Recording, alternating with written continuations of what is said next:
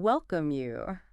Today on the deep dive, we're uh we're tackling a topic that really touches all of us. It's the well-being of teachers. hmm I mean, whether you're a parent, maybe you were a student once upon a time, or just part of a community, right? Absolutely. It's fundamental. And, we think about the impact teachers have, shaping minds and all that, but their own well-being, it often just kind of flies under the radar. It really does. So, to get a better handle on how we can maybe support them, we've been digging into some research. Yeah, specifically a meta-analysis, Okay, a meta-analysis. which for you listening, it's kind of like getting the highlights reel from a whole bunch of different studies. Mhm. It gives a broader view. Right, so not just looking at one study in isolation, but synthesizing, E- pulling together lots of them. Exactly. This one looked at, get this, 44 different studies. Wow, 44. That's quite a few. It is. It gives us a much, let's say, more reliable picture than just one or two studies could. Yeah. Okay, so 44 studies. And the main question they were asking was, what? Do these efforts to help teachers, these interventions, actually work? That's the core of it, yeah. Do interventions designed to boost teacher well-being actually make a difference? And, what kind of interventions work best? And why this matters for you, the listener? Well, think about it. Right. A teacher's well-being, maybe your child's teacher, it directly shapes the classroom climate, the quality of the education. It's not just an abstract thing. Absolutely. A supported teacher is, well, likely a more effective teacher, better learning for everyone. So our mission today is to really unpack the key findings from this big study and see what the practical takeaways are for you. Let's do it. Okay, so first off, the big picture. Did they find that overall these interventions do actually help? Yes, definitely. That's the main headline, really. On average, across all those studies, the interventions had a significant positive effect on teacher well-being. They calculated a mean effect size. The number was G equal 0.35. Okay, G equals 0.35. Now, for you and me, what does that number actually mean? Is 0.35 a big deal?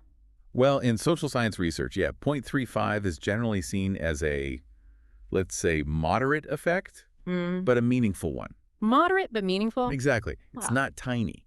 It suggests a noticeable positive shift, something you could actually, see or feel if you were observing these teachers, a real improvement.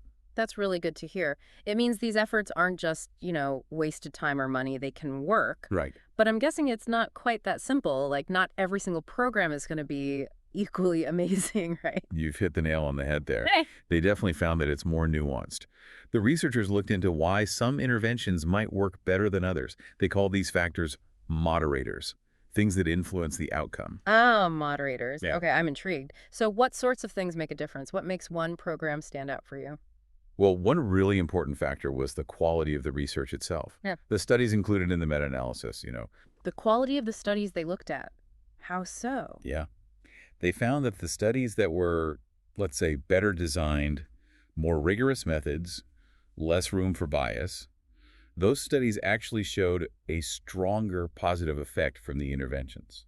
Okay, that makes sense. Better quality research gives you more reliable results. Precisely. So the more confidence you could have in the study's findings, the more likely it was to show that the intervention was genuinely helpful. It underlines for you the importance of doing good research in this area.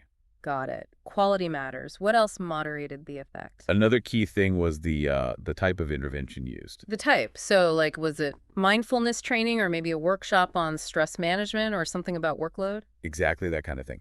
The specific kind of support offered made a difference in how effective it was. What does that tell you?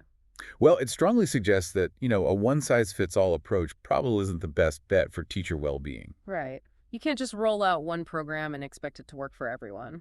Exactly. Different strategies might tackle different problems or just resonate differently with different people.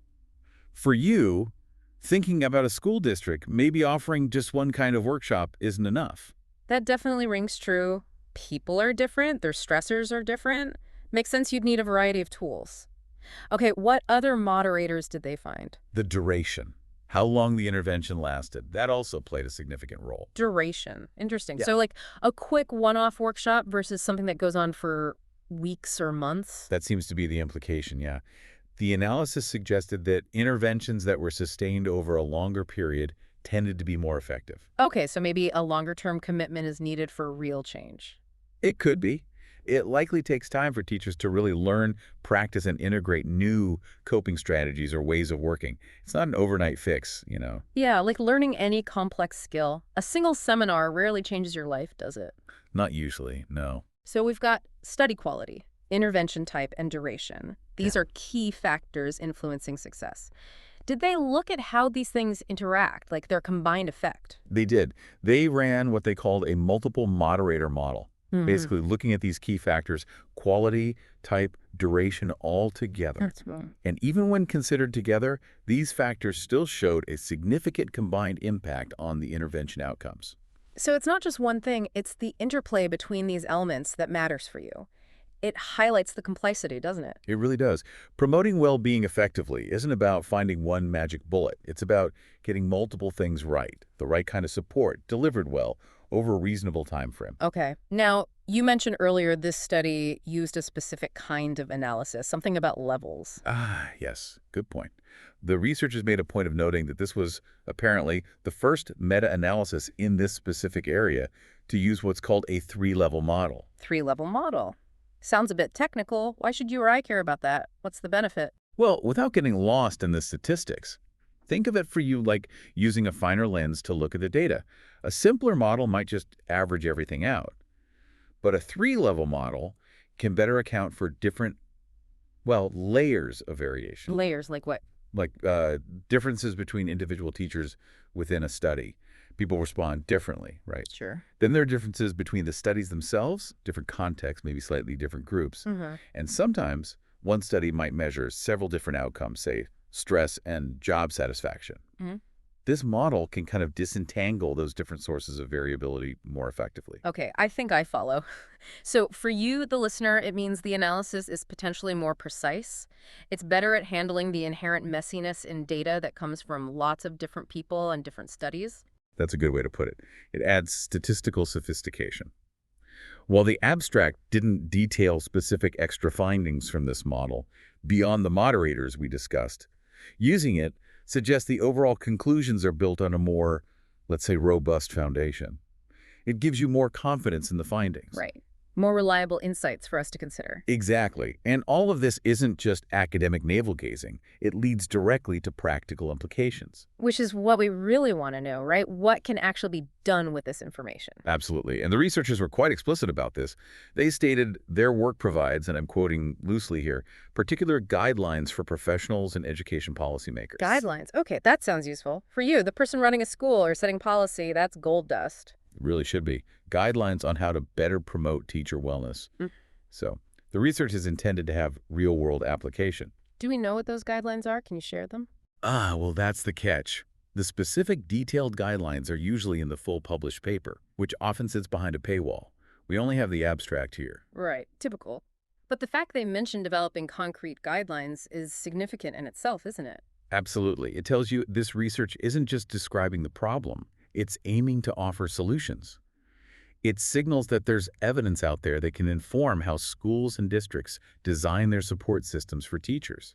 Better support impacts you through better education.